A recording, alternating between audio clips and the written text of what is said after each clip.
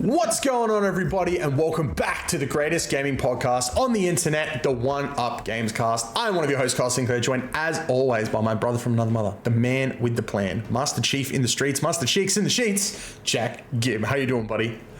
I'm doing good, mate. I got hit with a trivia question before, and I couldn't get the answer quickly, and I feel like you will. I just want to test you if you don't mind. Okay, go for it. What is the name of Lara Croft's butler? Winston? Oh, yeah, so you got it. You know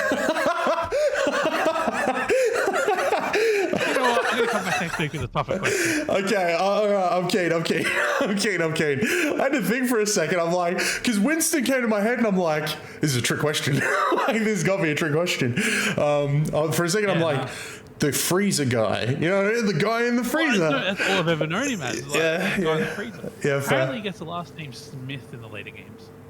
So there you go. I feel like it's one of the one of the weird titled ones where you get his last name. I think it's like in the PS2 games, not the. I think it's quite a bit later. Yeah. It's got a weird title. I remember it's got a weird title, and it's funny that he gets the last name. I appreciate that he has the last name. I like it. It's good. I like when he has the last name. It's good. It's good. Good for Winston. Like British, yeah. It's like how you doing? Two last. I'm good. Yeah, I'm doing pretty good. Not doing too bad. I'm happy. I'm healthy. I played no games today. I played some this week, so it's been good. How are you? Yeah, about the same. I've had one game of StarCraft today. I'm on the verge of platinum again, which is lovely. My God. Now that Stormgate is sort of upon us, I feel like my time is going to be split a little bit. So we'll see how the platinum grind goes. But Stormgate's it's interesting. Like, of course, you're going to compare it to StarCraft, but I feel like it's kind of asking for it. But at the same time, it's its own game, it's its own feel. You've been playing it a little bit as well, right? Yeah. Started playing it the other day. Really enjoying it. Played it during Next Fest as well. This game was single-handedly responsible for me. Like, my whole plan was like going into Steam Next Fest. I'm like, okay, so we're got a Next Fest coming up. Gonna have a whole bunch of demos drop in. I'm keen. Let's get into it. I'm excited. Oh shit, they're dropping the Stormgate like beta during this thing. I'll jump into that. Give that a go. And then just played that. Like, didn't try out any of the other demos. Next Fest ends. I got all these demos that I was supposed to try out. I'm like, shit. Like, I'm still working my way through them. There's so many games coming out all the time. It's so hard to like pick which ones I want to do a video for and which ones, like, there are some that I did videos for that will never see the light of day because, I don't know, maybe the game wasn't like totally there and all that sort of stuff. And then there's others that definitely weren't there, but I still did a video for because I thought they were interesting concept. But yeah, during Next Fest, Stormgate had me. It's good. It's fun. I'm enjoying it. It's hit early access now. A lot of people got access to it beforehand. People that like pledged on Kickstarter and stuff like that got into it and got to play it. And then now it's hit early access where you got access to like it's like, what is it? 2v2, 1v1 campaign, some co-op missions. There's a decent chunk of stuff to do from day one, which I appreciate. And the game is actually quite fun. I've not really played. I'll be totally honest. I'm playing as the humans. I played through the humans basically the entire time. I've not really tried any of the other, like, there's three races available from the get-go, and I haven't really tried any of the other ones. I haven't even jumped into the campaign yet. I've just been enjoying jumping in and playing some games against like other people and the computer, and no, it's good fun. I like it a lot. I think it's got legs. It's just going to depend on like content, like how much content they're going to put in, you know what I mean? Because with games like StarCraft out there that have an audience, that have a history, that have a legacy, it's gonna be really, like, we don't get RTSs every day. We don't get good RTSs very often. So Stormgate has the potential to be a really good RTS that can come in here, and if they're getting constant updates, they treat it like a live service. Because I feel like an RTS live service makes a lot of sense, because then you're able to like change things on the fly, maybe change some like units around, add new units, maybe take units that aren't working out and really give a lot of love to the game and make it probably like one of the most balanced ones out there on the market. I think they have a really good opportunity to do that. It just is all going to depend on how, like, I know it's not a big team, but it's just going to depend on, you know, how much time they're able to put into it. what plans they have for the future. I think they have a roadmap. I haven't really had a look at it yet, but it does seem like they are planning to make this their like forever sort of game right now. They're going to give as much love and passion to it as possible. I mean, it's a passion project, so they're all in. I hope people give it a go. There's been a lot of people saying that like it was dead on arrival. I just think people were waiting for early access. So if you're interested in RTS games, if you're a StarCraft fan, if you're hungry for that sort of game, I would say try Stormgate. It's free to jump into right now. Lots of fun in my opinion. But you, my friend at RTS, you are the StarCraft king, as we call you in the Discord. We don't tell you that to your face, but we call you that. What do you think? Do you see it having legs? Do you see yourself playing it in 6 months' time? Is this something you're just going to give like a fair crack to now and then go back to StarCraft? Or is there enough here to keep you interested in what could possibly be coming in the future? Yeah, all good questions. And I don't know if I have all the answers yet. I feel like I need probably a few more weeks even to really get my head around it. But StarCraft's a tough thing to beat. You know, it's very stable. It hasn't even really had a content update or a feature update in years at this point, and it's still just that refined, you know. So this game's cool though. I'm glad it exists. I'm glad there's like something that is, you know, as you said, we don't get RTS as often, but like when Age of Empires 4 came out, for example, like that's just not a StarCraft competitor. You know, it's a very different type of RTS. And like, you know, Age of Mythology coming out soon, that's more of an Age of Empires thing. I'm excited for that one. So this game, I feel like, is a lot closer to StarCraft than anything else that's come out recently. It also has some like, you know, some of the voice lines and stuff are like they've changed one word from StarCraft. Like they're not trying to pretend like they don't know what StarCraft is. You know what I mean? Like it's very clear. Like, hey, you know, we know what we're versing here, and it's a 12-year-old game or something. So you know, like it's totally fine that they're you know. If someone was to come along and say, oh, it's quite similar to StarCraft, so they're copying or whatever, it's like, yeah, but StarCraft's not doing anything. So I feel like anyone having a go at StarCraft is welcome to. Beating StarCraft, though, I don't know, man. I really don't know if it's going to do it. I think in this early state or early access form that it's in at the moment, it's just a bit loose. I think. And I don't think that's a criticism that a lot of people would give it, to be fair, because if you were to compare it to something like Age of Empires, it's a lot tighter than that, you know? So, it sort of falls somewhere in the middle, and I think a lot of people might love that. I think StarCraft in some ways has sort of ruined me a little bit. Like, I used to play like Age of Empires 3, and we would have games where, like, you know, we would set up the rules in the game where you weren't allowed to attack each other for like 40 minutes. So you had a full 40 minutes to set up your economy, your base, your fortifications, and then the game would begin. Whereas these days, like a 40-minute game of StarCraft, and I just like it shouldn't even happen. It shouldn't even be possible. You know, there's no minerals left on the fucking map by 40 minutes. So, yeah, I've probably been a little bit ruined by it. So when I come into this game, there's a few things, you know, that I feel like they've just changed for like the sake of making a fucking change. But then I'm gonna remember, no, it's its own game. They've probably come to this methodology of how things work themselves. Like, for instance, when you build something with your like settler or whatever, it's like you're clicked then onto the home base, not the settler or the builder or SCV or whatever it's called still. So I just think there's like a few things that I've been doing a certain way in RTSs for like 10 years. And then this game is changing the order. Like, you know, even just simply the keys, like in StarCraft, you know, a lot of the action keys are on the QWERT part of your keyboard. But in this game, they're all on the ASDF line. And so like it's just like naturally I go to build like a supply, like a house or whatever. And in you know, in StarCraft that's like the letter E, I think, and then in this game it's like the letter S. You know, and it's just like I think I need a few weeks to really like break off StarCraft a little bit, give this game more of a go before I can be fair to it. But I'm fucking stoked it exists. That I can promise you. You know, if you ever hear me complain about this game, do not take it the wrong way. I am so happy there's something here and someone's having a go at making a StarCraft like RTS. Because I don't think we'll ever get a StarCraft 3. I just don't think that'll ever be a thing. You know, maybe in 20 years, I don't know, but I'd be shocked if they were working on it. Absolutely shocked. So I think Stormgate's it for the moment. We've got Age of Mythology coming out soon. I think RTS is sort of on the back, you know, coming back a little bit. Yeah. So we've got to support them. So Stormgate has my full support, and I hope it just keeps getting better. I'll keep playing it. But they've gone after the king. You know what I mean? Like you gotta go for it. So, but yeah, it's gonna be interesting. You know, StarCraft had its 2 or 3 expansion packs, and then that was it. Whereas this, yeah, it does seem more like the live service element, which you touched on, and I think that fits the modern gaming scape. I'm not totally like, I love the expansion pack form of game. I do, do appreciate that, even back to like Roller Coaster Tycoon and stuff, getting the expansion packs for the water parks and stuff. But it probably feels right to the way it is now. I don't know how it's going to make money though. That confuses me. It's completely free to play, right? Yeah. Yeah, I'm not really sure how that's going to work, but we'll see.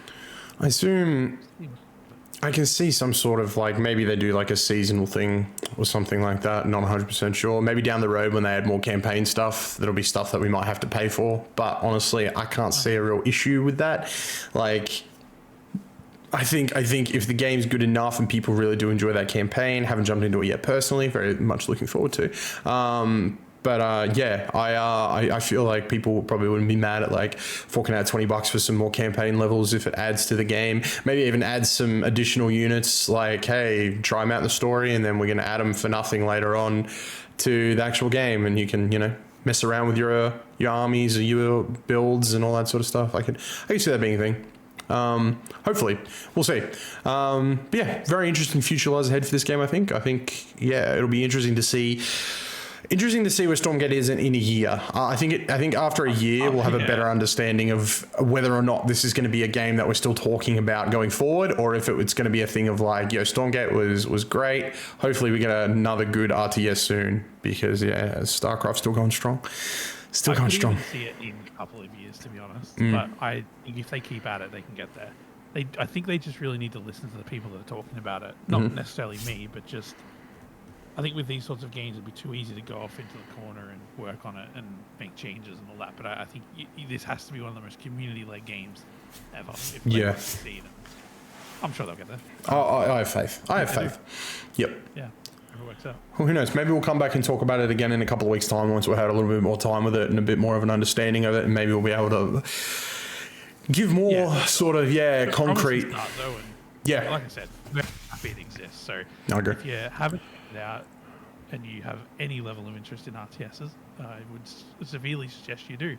If you don't give a fuck about RTSs, maybe wait that year. Yeah, fair. I mean, even if you're interested in RTSs, this is a really good sort of, it's free to play. Jump in, give it a go. If you're enjoying what you're playing, then explore some more RTSs. If you don't, then if you jump into this and you don't like it, you're not going to like RTS games. I don't think ever. So at least this is a sort of really good tester for people. You know what? If you don't like this, it either gets more complicated with RTSs or faster with like StarCraft. Yep, yeah, what I mean? exactly. It's only going in a more extreme direction. This is like a great start point. So if you're not enjoying this, you never will. Just get out, boys. Just get out. But Stormgate, really good. Definitely check it out. Okay, so we got some very interesting. So we're going to talk about some leaks and some rumors and stuff that's been going on this week. We've got a lot of PlayStation and Xbox sort of like what's going where, what's coming out. But I just wanted to touch on super quickly, that the release date for Dragon Age the Veilguard leaked, right? A day before it was supposed to. So we do know now that we got a trailer for it and it's coming out on October 31st, right? And we got to look at what was just simply awesome. Just a simply awesome looking collector's edition with a dagger that glows and a whole bunch of this other cool shit. And I'm like, man, I want this so bad. I'll go check EB, see if they've like actually like got it up for pre-order. And then I see Dragon Age the Veilguard, but it wasn't called I think it's called like the Coffer edition or something like that. But it wasn't. Yeah, the one with the daggers, the Coffer edition. Yeah, but it just wasn't there. And I'm like, what's going on? Yes, the Rook's Coffer, right? So the Rook's Coffer comes with a whole bunch of prints, a Rook's deck, a potion flask, a map, a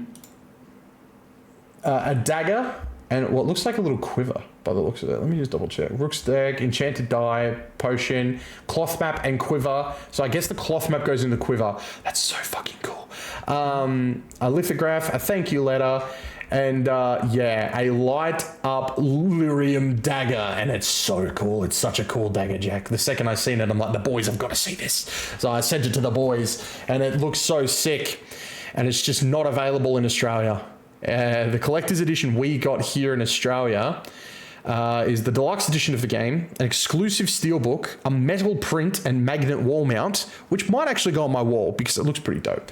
If the box comes and it's not mangled to shit, EB, and I pull out the magnet poster and it actually looks good and not absolutely fucked, it'll go on the wall.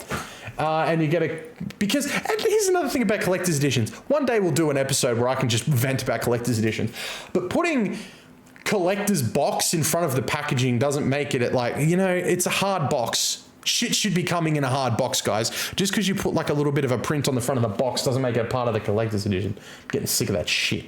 But yeah, that's what we got, right? And I don't want to sound ungrateful because it's really cool because we don't get, I feel like in the last couple of years, since COVID, collector's editions are becoming a thing of like the past. Like it's really hard to get a good collector's edition or a collector's edition at all unless you're willing to pay fucking import fees and like exchange rates through limited run. How silly of me. There's also a pre-order bonus where you get Blood Dragon cosmetic armors. They actually look fire. I'm not gonna lie. That's worth it. But you get that from the standard edition, so they get no bonus points. So yeah. Hang on. The fucking edition you just read out, the Veilguard Collector's Edition. Yes. With the magnets and stuff. Yeah. Is $230. I'm about to get into that. Strap in, baby. Sorry, I couldn't help myself. No. It's fine. So, yeah, it's $230. So I looked at the coffer, the Rook's coffer, right? Oh yeah, what's that worth? On the BioWare gear store, right, which is in America. So if I get this, it's got to come from America, okay? But I'm pretty sure if I buy this, I get free shipping. So, pretty good. Oh, look out. This, with the light-up dagger, the lithographs, the quiver, the cloth map, the collector box, the die, the potion flask, and the cards. No game. $230. Is that Australian? Yes. But no game. No game. So you could pick up the game here locally on day one. Yep. And get playing. Yep. And then wait the 2 weeks that that'll take to get here. Yep. You know what's more fucked? What? Is that Veilguard Collector's Edition, that's $230, Yeah. is sold out. What? At EB? Yeah. Is it really? Yeah. Surprisingly. Oh, that might be on Xbox. Hang on. Maybe it's on PlayStation still. But yeah. It pre-sold out on Xbox? What the hell? Oh, it's still on PlayStation. Yeah, maybe get a move on if you want it. I pre-ordered mine because I'm a bitch, but I'm not happy about it. But like I'm a Dragon Age fan, so it's like I want to get something. You know what I mean? And yeah, I'm not willing. I'd rather put down a deposit than paying the full $200. I haven't got my tax money back yet. BioWare, calm down. Like Jesus Christ. So yeah, $230 minus the game. Right now, here's where it's not too crazy. Right. So here's where it sort of like evens itself out. We'll get into why I'm angry in a second, right? So the deluxe edition of the game, okay, is $140. So there's $90. Sorry, I misunderstood. Okay. Yeah. It's included in the Vanguard edition, the deluxe edition. Yep. Oh, okay. Sorry. Yeah, I'm on the right page now. So again, I think $140 for a deluxe edition is ridiculous anyway, because I'm just paying like an additional like $40 for codes, but that's fine. So there's like they're trying to tell me there's an additional $90 worth of value here. I kind of see it, you know, metal poster, steelbook, fine, notebook, fine, whatever. All right, whatever. My big issue is EB and GameStop are the same thing. They're the same company. So why is the Rook's Coffer edition available at GameStop in the US, but not through EB here? I would be totally okay, like, okay, cool. Like, it's only available at the gear store. I'd be like, cool. It's a store exclusive. Bandai Namco do that shit all the time. And I'm like, yep, cool. It's store exclusive. Can't get it anywhere else. But if you can get it at GameStop in the US, why can't we get anything like that here at EB? Like, why? You're the same company. Just work it out. We want it. No, I get a feeling it would have sold. Oh, 100%. If this thing, right, they're like $230 for everything without the game, right? If they were like, all right, this thing's going to cost you $340, I'd have pre-ordered it. I'd have been like, yeah, cool. Light up dagger, easy. I'm a fan. You know what I mean? Like, I'm a fan. Like back in the day, the Dragon Age Inquisition Collector's Edition was freaking sick. It came in a big chest, and it had like, you know, all these like a cloth map, potions and shit. It was so cool. It was like an Inquisitor's chest, and it was awesome. And I just want that stuff back. I'll pay for it if it's worth it. Let me determine if it's worth it. Like, it just sucks that I'm looking at this and I'm like, in the back of my mind, I'm like, I will get this. You know what I mean? I want this. I will get this. But I'm also like, maybe not straight away. Maybe if it's still available on the Gear Store later on. You know what I mean? I might nab it. But yeah, just sucks that I wouldn't have such a problem with it if it had just been made available to me, rather than, like many things, just getting cornered off to the US. And it's like, that's annoying. I swear, Australia is treated like we're in the middle, or in the Middle East a lot of the times. Like, we are treated like a third world country sometimes. Like, we're just so far away. We're still a prison colony. You know what I mean? The prisoners don't need cool stuff. Really annoying. But yeah, Dragon Age coming out. I still haven't watched the gameplay trailer. I'll probably check that out. But I'm a Dragon Age fan, and I know people have problems with it. I'm probably going to have problems with it, but I've been waiting too long for this game, so jumping on that. All right, let's... It's a bit like Halo. If another one was coming out tomorrow, I'd be keen. Yeah. I'd be like pre-downloading that. Yeah, legit. I need a freaking really long RPG in my life. Like, I even thought about going back and playing The Witcher the other day, and I'm like, oh man, that's a long time. I don't know if I can put myself through that again. That's a long day. Okay, let's do it. Let's start talking about some of these leaks and rumors. So we've got two we're going to go through. We're going to go through some PlayStation and Xbox stuff, and then we're going to talk about some Switch stuff to end. So basically, the PlayStation Xbox stuff is apparently a big Xbox game is coming to PlayStation, and nobody with any authority is able to determine which one it is. Because...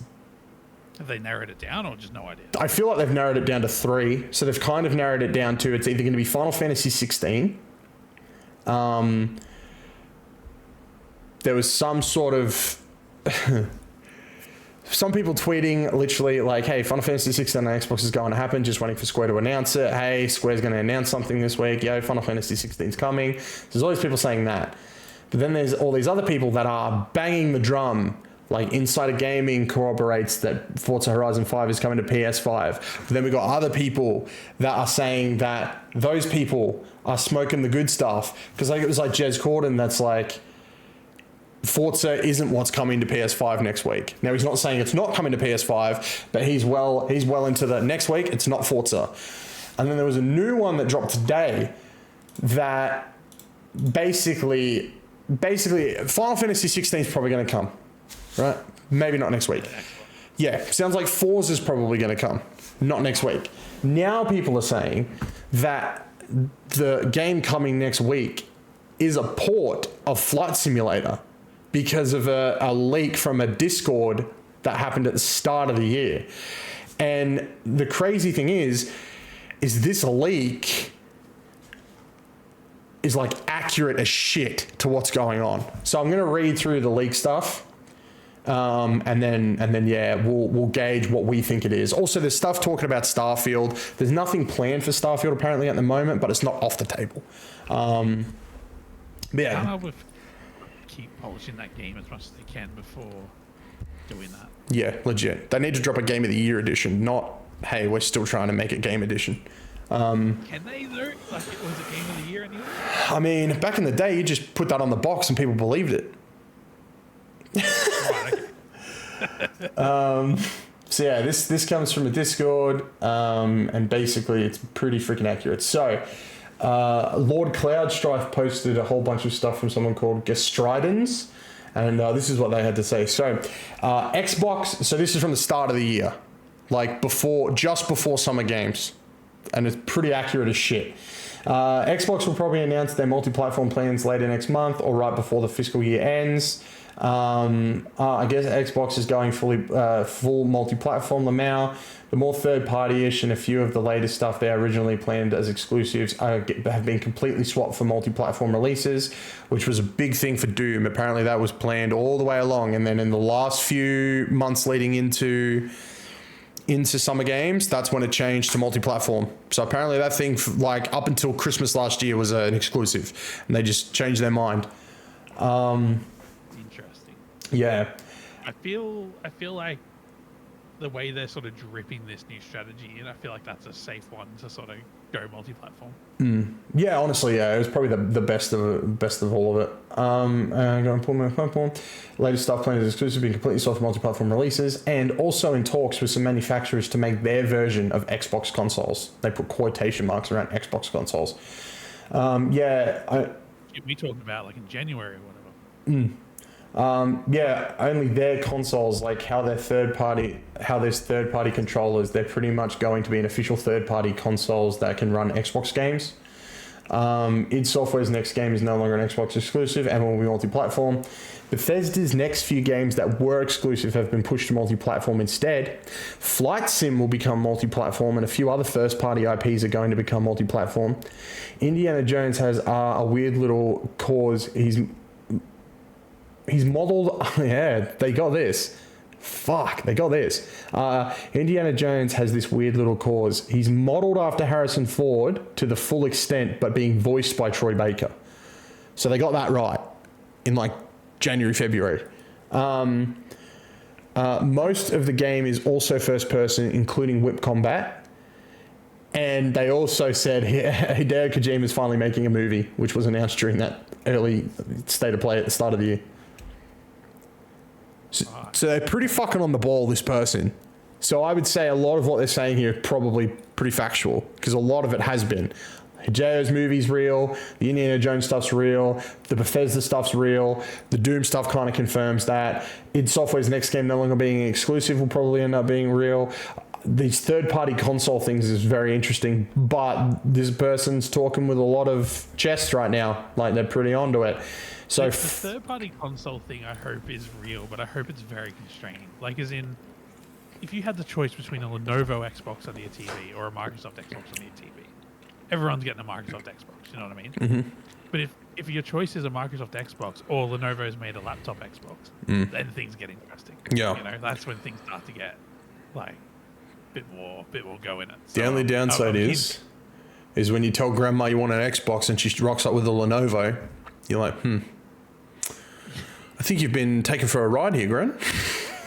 Yeah, but the thing is, I don't think enough kids are asking their grand for an Xbox anyway. So I feel like they just may as well go and muck around with the formula. But anyway, sorry, I didn't mean to derail. Carry on. No, that's fine. So yeah, it's looking very, very concrete that the game next week could very well be Flight Simulator. That feels right. That feels much more right than anything else that's been going around on Twitter. Because I feel like that game, the only way that keeps improving is people keep showing up. Yeah.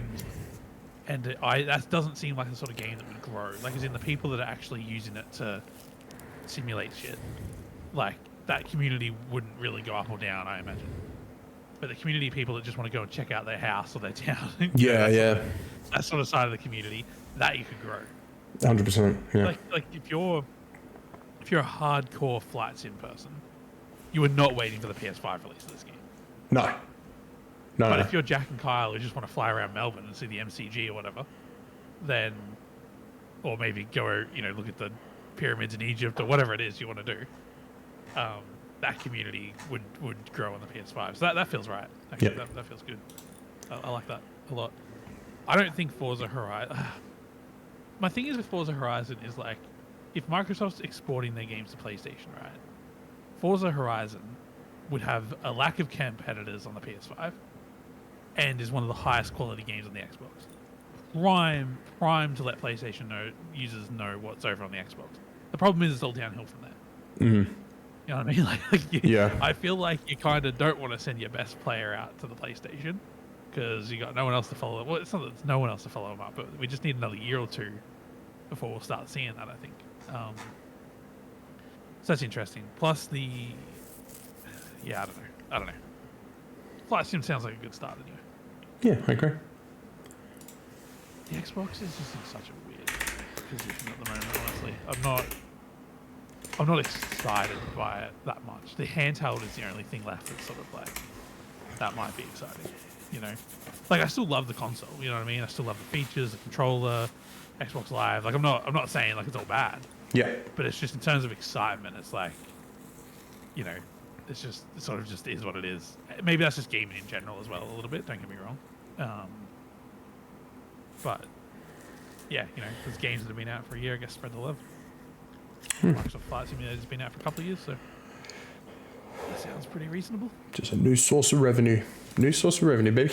That's it. And some Final Fantasy spreading the love as well would be nice. So. Yeah, honestly, yeah, that would be really good. That'd be great for Xbox gamers to jump on the new Final Fantasy. Honestly, that would be great. I think the one that they really want is like Final Fantasy VII Remake and Rebirth, which I think they'll get, to be honest.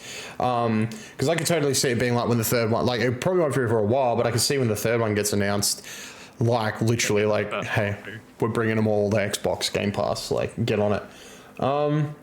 Cool. All right, so we'll know next week if Flight Sim was the game. Look forward to it.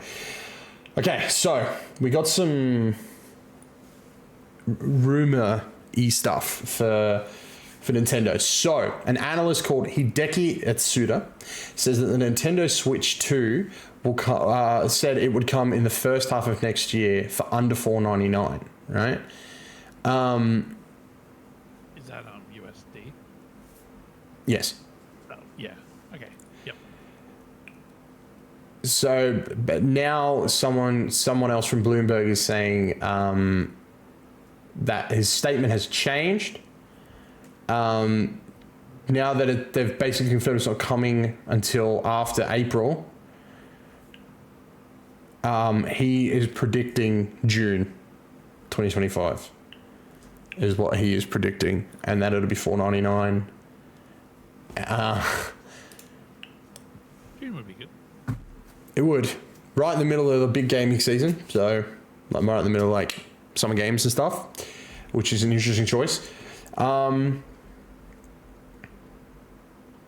think May. I think start of May. I think if they're going to do first half of next year, it'll be May.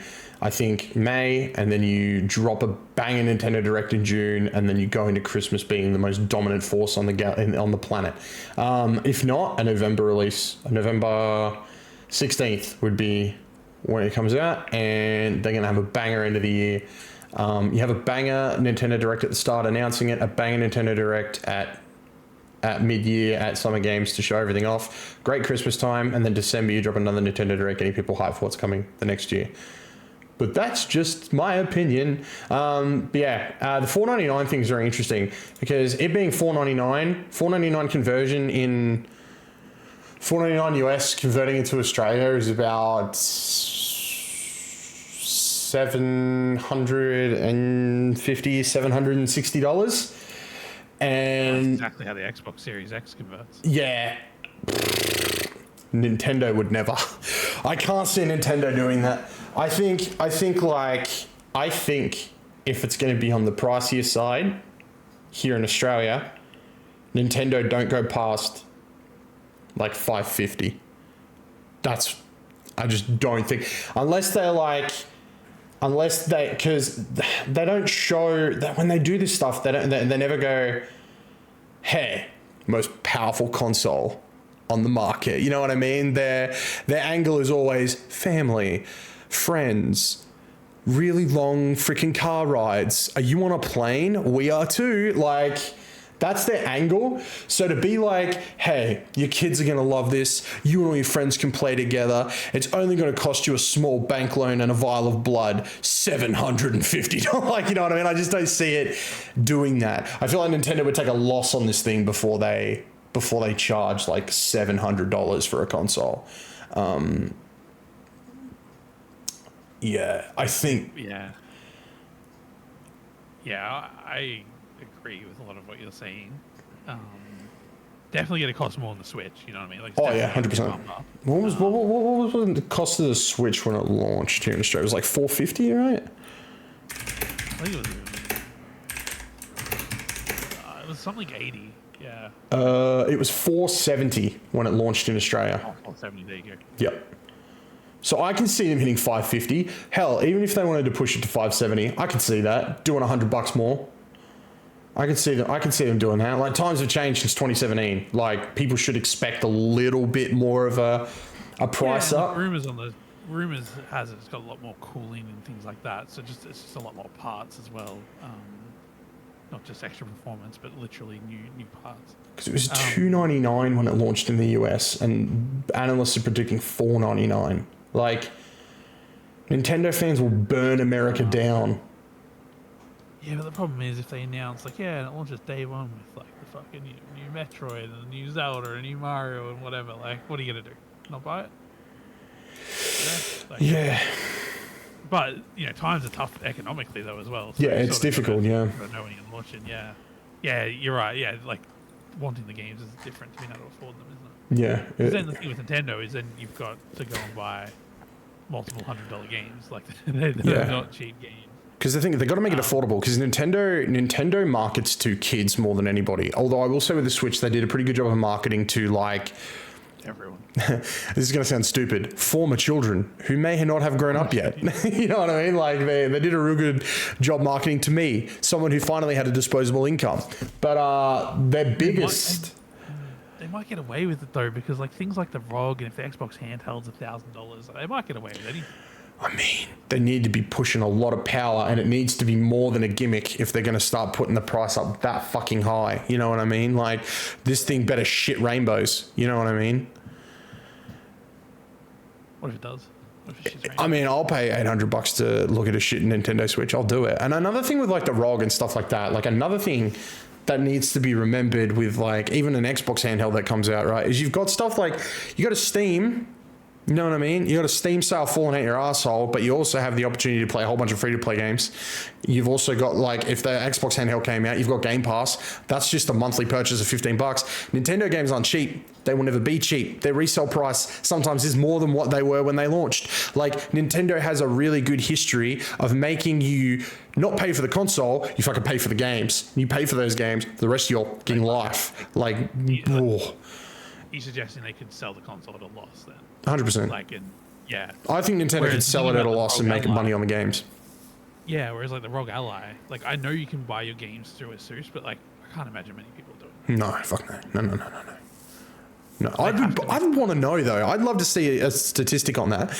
Like, I'd love to know just how many people who own the thing are doing that. I'd like to know. Not to like be like, haha, Asus, but just to like genuinely know what's going on. It's more like those. It's a lot like those key reselling sites. So like they're just Steam keys that they're selling, but quite often their sales don't align with Steam. So a game that was like isn't on sale this week might be on sale through the ROG Crate Box store or whatever the fuck it's called. Yeah. So I'm not complaining that it exists. I'm just merely saying that they couldn't rely on the money from that. There's no way. No, no. It's just, like the Xbox, Microsoft probably won't let them sell it at a loss, but they probably could if they're selling Game Pass subscriptions. Whereas Nintendo, like, if they know they've got a couple of Zelda games in the pipeline, like, that'll be right. I mean, yeah, that's the thing, right? Like, Nintendo prices never drop, like, ever. Like, if I wanted to buy like Breath of the Wild and I went to EB right now, I'm still paying. Like, maybe it's dropped to $80, you know what I mean? But like, there's no way I'm paying anything less. I think I got it for 80, on sale for 80 in 2020. Yeah, that's what I'm saying. Like, even on sale, these things are expensive. Yeah, dude, mental. Yeah, that was a catalog sale at JB. You know what I mean? Like, that was as good as it's ever gonna get. And like, even their like quote unquote sales on the Nintendo store, like they sell other stuff. Like, I picked up Dragon's Dogma on Nintendo Switch. I've been playing it on the Lite for like a couple of bucks, right?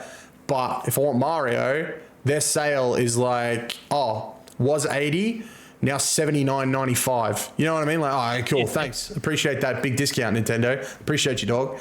You know what I mean? A couple of coins. Yeah, legit. And their online sort of like services in terms of like the retro stuff and they're doing with the Nintendo Online, that's not enough to justify a very expensive console. Like, hey, all you need to do is pay for like buy the console and then spend like $70 on a year membership. You guys are good for a year. It's like, no, we're really not. There's only so many times I can play revised Pong before I get bored. You know what I mean? Like, they need to work on that shit. Definitely for the Switch too. Especially with all the rumors of it's doing some crazy shit. Like, apparently you can cast straight to the TV, right? So you'll be able to play like Wii U and Nintendo DS games on Nintendo Switch Online. Like, that's the whole point of it, is so they can add DS, Wii U. But yeah, apparently you can cast straight to the TV, and then the tablet in your hand becomes like the Wii U tablet used to be. So you're able to do that sort of shit. And there's like, apparently there's also a dock available, so you can play it in a few different ways. Like, you can literally play it on your TV with like using it like a controller. You can dock it, or you can do it in handheld. So that's kind of cool. Don't sell it with the dock. That's how they keep the cost down. They just won't fucking sell it with one. Just sell it with like a fucking USB adapter or something if they have to. Yeah, honestly. So, I mean, there's again, until we see the thing, and then we see the price, it'll be really hard for us to determine whether or not it's going to be worth it. But I just feel that Nintendo has been such a powerhouse in the gaming industry, even right now, where it feels like so many studios are closing down, so many layoffs, so many games getting cancelled, so many games coming out being absolutely broken that are requiring 90 day one patches. Nintendo cooking. Like, they've still got shit cooking, man. They've still got stuff dropping. They've got games that they can chuck straight in a Switch that works straight away, no update required. You know what I mean? Like, they are cooking over there. They're doing the God's work for games. So I give them a little bit of leeway, but yeah, I look forward to actually seeing this thing. Because, like, the best thing about this is I feel like we're going to see it in January. And every day is a step closer to greatness. Every day is a step closer to seeing that bad boy in action. And I'm hoping some of these rumors are true. I'm hoping that we see some cool features, that it's just like the logical but also mystical step forward for the Nintendo Switch that we all want it to be. But no, I'm keen. But yeah, that's all I have to talk about this week. It's a good week full of news. There was one other thing I was going to talk about, but we can talk about that next week. You heard all this Call of Duty stuff? Bits and pieces. The next year's COD? No. The Modern Warfare 2 remastered controversy. Oh yeah. Crazy, dude. Crazy. We might talk about that next week. But, ladies and gentlemen, and Jack, thank you very much for joining me. Thank you for having me. Mate, anybody time. You know what? We might do it again next week. You know, I had fun. Maybe we'll do it again. Just checking the calendar. Yeah. Oh, awesome. All right. Well, you heard it here first, ladies and gentlemen. We'll be back next week. Thank you so much for listening, watching, doing what you do. We really do appreciate it. If you want to keep up to date with everything One Up, you can do it here on the YouTube for now. So like and subscribe here to the YouTube. Just chill out on YouTube. There's links to everything else down below. Don't click the website one. Hopefully, we'll let you know when you can click that again. But yeah, ladies and gentlemen, thank you so much. Remember, like, subscribe, follow us on podcast services where you listen to your sick podcast, because we're there. We're there. And if we're not there, come back to YouTube. We'll be here. Appreciate you. And come and check out the streams. We're doing the ranked tour at the moment where me and the boys are playing through basically it's like a greatest hits. We're just playing through all the games that we kind of grinded out on stream. So come watch it. It's good fun. I'm basically streaming every day except for like Friday and Sunday. So come and hang out. I'd love to tell you the time. 8:30 is normally the time, but it's flexible. All right. Thank you so much for listening, everybody. I really do appreciate it. Until next time, may all of your games be good ones, and we'll catch you guys next week. Bye, everybody.